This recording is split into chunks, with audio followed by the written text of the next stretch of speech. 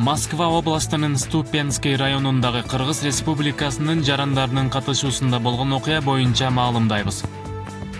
Кыргыз Республикасынын мамлекеттик миграция кызматынын төрагасынын орун басары Самат Токтоболотовдун ФМ Сидорова логистикалык ишканасынын кызматкерлер менен иштөө жана байланыш бөлүмүнүн башчысы Шиповалова Мария менен жолугушуусу болуп өттү.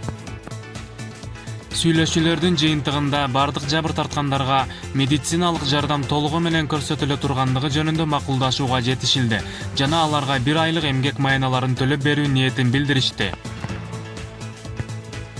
Ошол эле учурда мамлекеттик миграция кызматынын өкүлчүлүгүнүн кызматкери жабыркаган Кыргызстандын жарандарынын абалы тууралуу маалымат алуу жана тийиштүү документтерин териздөөдө көмөк көрсөтүү максатында Ступинский борбордук клиникалык ооруканасынын башкы дарыгери менен сүйлөштү.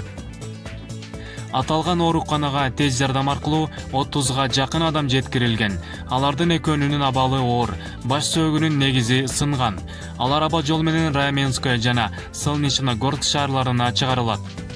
Маалымат миграция кызматынын Facebook'тагы баракчасынан алынды. Сиздер менен Максым Медиа YouTube каналынан Дамир Абсатаров болду. Ассаламу алейкум. Максым Медиа каналы. Маанилүү маалыматтар биздин каналда.